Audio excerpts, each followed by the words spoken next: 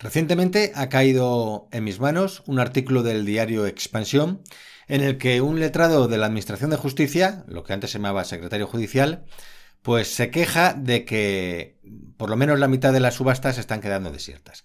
Es decir, que los postores no están asistiendo a esas subastas. A mí, en realidad, me parece un porcentaje pequeño comparado con mi experiencia. Pero bueno, él dice que la mitad, un poco más de la mitad, no hay postores.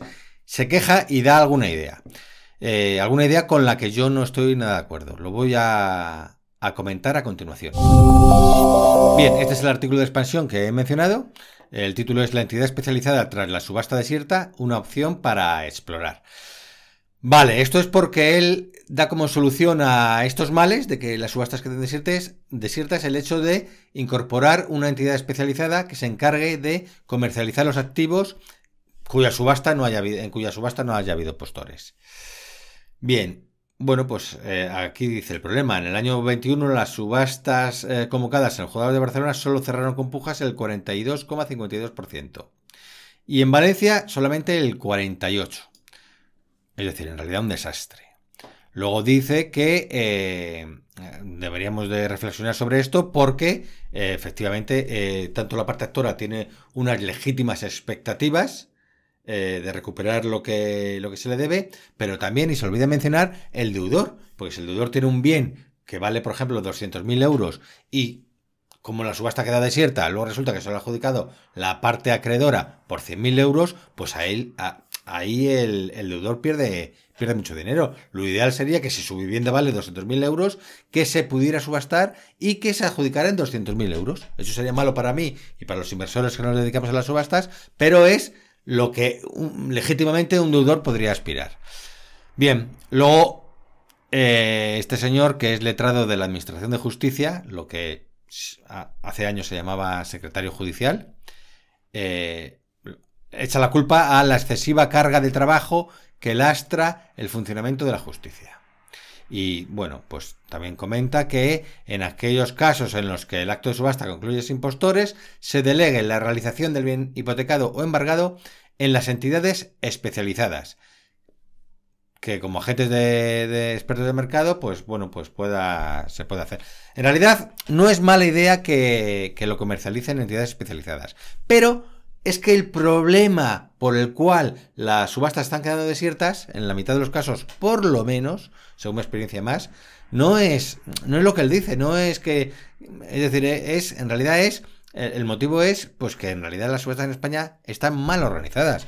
Yo a lo largo de este último año he tenido contacto con las subastas en otros países de nuestro entorno y francamente es que los precios de adjudicación son prácticamente los precios de mercado. De hecho, no son nada interesantes para gente como yo, que somos oportunistas, que buscamos la oportunidad de el descuento, ¿no? En esos países, por ejemplo, sin mencionar país, existe un país en Europa en el cual cuando se subasta una vivienda ya se ha lanzado, ya se ha desalojado al expropietario, al deudor. Es decir, la vivienda cuando se subasta está vacía. De hecho, las semanas previas a la subasta hay personal que te la enseña y la puedes ver. Segundo, no te tienes que preocupar de carga registral. No te tienes que preocupar de saber si la carga registral por la que sale la subasta es la primera, la segunda, la última, si tiene cargas anteriores o no. Tercero, si hay cargas de comunidad, te las dicen. El adjudicatario de esta subasta tendrá que pagar X mil euros. Te lo comentan. También te comentan las deudas que pueda tener con el ayuntamiento, es decir, lo que en España se llama IBI. Te dicen, esta vivienda tiene una deuda con el ayuntamiento de X. Por lo tanto, no es la falta de transparencia que hay en España. Ahí el adjudicatario sabe exactamente lo que va a tener que pagar, además del precio que haya ofrecido en la subasta. Pero no solo eso, sino que tras la subasta te dan 15 días para pagar el remate, y cuando pagas el remate te dan las llaves. Te dan las llaves y luego en 2 o 3 meses como máximo te llaman para ir a firmar una escritura notarial. Al final tú te vas con tu escritura notarial, lo inscribes y no tienes ningún problema, pero es que además las llaves las tienes desde el principio que has pagado.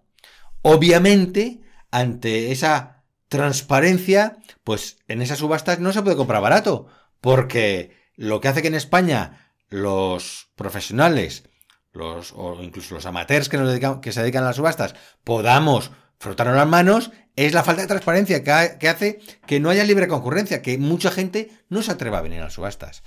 A continuación, te voy a comentar los 13 motivos reales por los que las subastas en España están quedando desiertas. Primer motivo, porque la deuda que el deudor tiene con el acreedor es tan enorme que supera con creces el valor actual del mercado. De manera que como el acreedor puja como un subastero más, puja para obligarnos a los postores a ofrecer más para poder con lo recaudado saldar su deuda, pues nosotros no nos merece la pena. Por ejemplo, un piso de 100.000 euros, cuya deuda es de 150.000. La parte actora va a poder pujar hasta 150.000 euros sin soltar ni un euro, porque puja digamos que a cuenta de lo que se le debe a la parte actora. Por lo tanto, es inútil cuando las deudas son tan grandes ir a pujar contra la parte actora sabiendo que al final la adjudicación va a ser de la parte actora. Segundo, el artículo 671 de la Ley de Enjuiciamiento Civil establece unos porcentajes por debajo de los cuales ya no va a ser firme la adjudicación. Es decir, que aunque tú te adjudiques la subasta, no es una adjudicación firme, sino que es solo provisional y se le da posibilidades luego al deudor o a la parte actora de presentar a personas que te mejoren la postura. ¿Qué ocurre? Que si, por ejemplo, una subasta sale en 100.000 euros, el 70% es lo que va a marcar la firmeza. Pero si para mí, aunque salga 100.000 euros, solo vale 80.000, yo no voy a ofrecer 70.000, yo voy a ofrecer pues el 70% de 80.000. O menos, pongamos que yo quiero ofrecer 50.000 euros. Bueno, como por debajo de 70.000 no va a quedar firme, pues yo no participo en esa subasta. Y estos dos primeros motivos, la enormidad de las deudas o los límites que impone el artículo 671, son los culpables de la inmensa mayoría de que las subastas queden desiertas. Pero además hay otros motivos que tienen que ver con el sistema judicial español. Tercer motivo, que la ley española no está orientada a la rápida comercialización de los activos en subasta. Es decir, no está orientada para que el deudor consiga que, ya que se le obliga forzosamente a vender su vivienda, pues que la legislación no está orientada a conseguir el máximo precio por esa vivienda.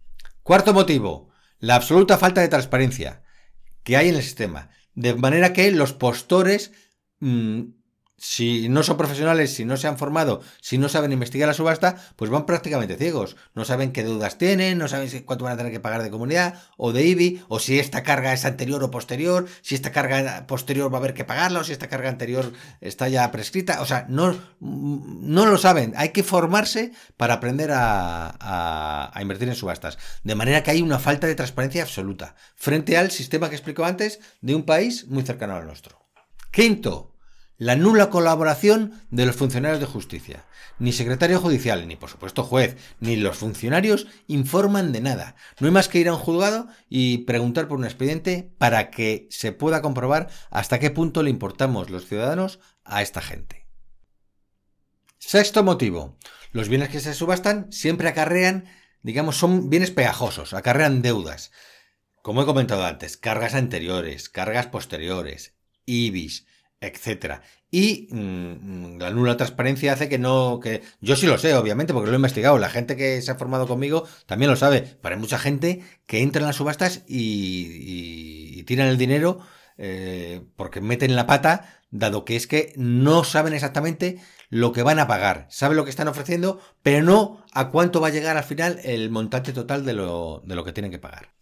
Octavo, no se informa de la situación posesoria. Es decir, hay que saber ir a la casa e investigar, hablar con vecinos, hablar con uno, hablar con otro, hablar con el demandado. En el juzgado no te dicen quién vive, no te dicen si hay ocupa, si es el expropietario, si al expropietario se le ha aplicado la ley 1 de 2013 por ser familia en riesgo de exclusión social, con las consecuencias que eso tiene. Si tiene inquilino, no te informan en el caso de tener inquilino, en qué fecha se hizo el contrato de arrendamiento, porque según sea una fecha u otra, se le cayó el contrato con una ley de arrendamiento civil, no con una ley de arrendamiento civil diferente, pero sí con unas cláusulas y obligaciones diferentes, de manera que es muy importante saber eso. Incluso, es más, no le deberían decir solamente está alquilado con un arrendamiento de tal fecha, sino está alquilado con un arrendamiento de tal fecha y resulta que ese arrendamiento tiene estas implicaciones.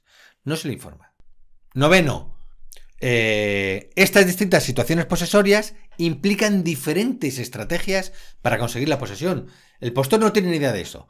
Y son diferentes estrategias. Por ejemplo, hay veces que podemos negociar con el ocupante, pero que lo hacemos voluntariamente, negociamos simplemente para evitarnos líos y tal. Pero hay otras veces en las que es obligatorio negociar porque es que si no, no vamos a conseguir la posesión.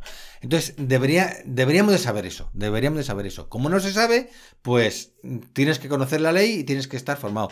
De lo contrario, es un poco... participas en la subasta a la aventura. Como 10º motivo por el cual quedan desiertas, muchas veces no se sabe ni lo que se subasta. Es decir...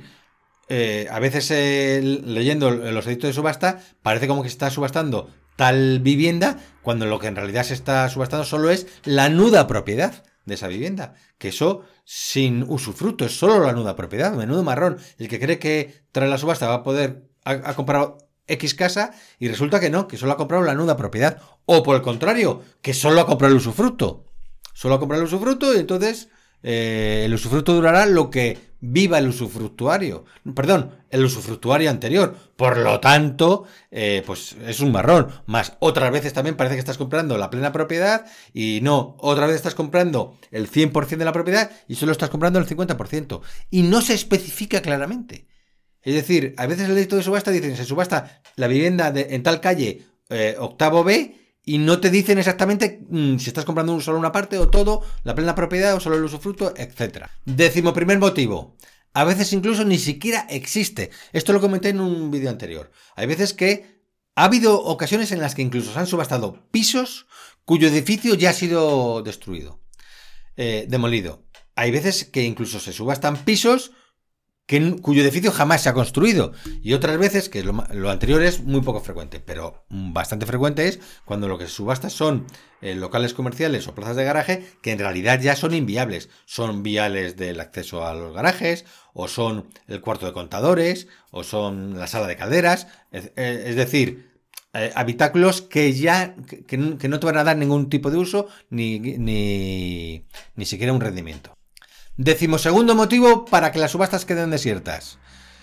No hay más que ir a un juzgado a intentar resolver dudas para ver lo que realmente son los funcionarios judiciales. Es que hay que ir con armadura puesta porque eso es como entrar en el Congreso de Diputados siendo la oposición y que te empieza a insultar todo el mundo. Es que eso es como patrullar por la noche en Bagdad. Es que en los juzgados realmente...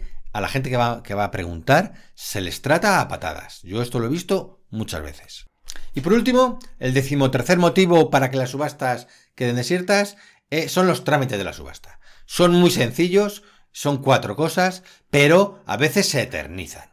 Mi récord ha sido en un juzgado, en el que es un juzgado de Bilbao, en el que solo tardaron 25 días en darme la documentación. Ese ha sido mi récord de toda mi vida. De 30 años de subastas, la vez que menos han tardado han sido 25 días. Una cosa que se podría hacer, o sea, que es que son unos papeles. Yo recuerdo que la primera subasta profesional que me adjudiqué, yo iba a visitar todas las semanas al funcionario judicial. Y cuando ya empezó a retrasarse, 2 meses, 3 meses, yo le decía, oye, por favor, vete a desayunar, yo te invito al desayuno y yo me quedo aquí y te lo redacto yo. Es que te lo redacto yo. Lo escribo a máquina. Entonces escribí a máquina. Y el tío me dice, no, jaja, se reía de mí. Jaja, qué nuevo eres en esto, hombre. No te preocupes, que esto ya llegará. Luego, cuando ya estaba redactado, era que lo firmase el secretario judicial. Y yo decía, pero bueno, ¿cómo no se lo has dado? Claro, pero si se lo he dado hace 2 semanas. Lo que pasa es que tiene ahí una pila de escritos y solo falta su firma. Pero hasta que no firme él no te lo puedo dar. Son trámites muy sencillos que se eternizan. Y todo esto, pues corre la voz. Entonces la gente dice, oye, pero ¿cómo voy a comprar hoy en una subasta si luego van a tardar meses en darme la adjudicación y otros meses en darme la posesión? Y la gente que no sabe cómo agilizar estos trámites, pues realmente no participa en la subasta. Y estos 13 son los motivos por los que las subastas están quedando desiertas. Y da igual decir, no, es que bueno, si queda desierta, pues se le da a una empresa privada que sea la que se encargue de comercializarlo. Eso es un error. Si lo que hay que intentar es que no queden desiertas, hay que trabajar antes de eso para que las subastas no queden desiertas.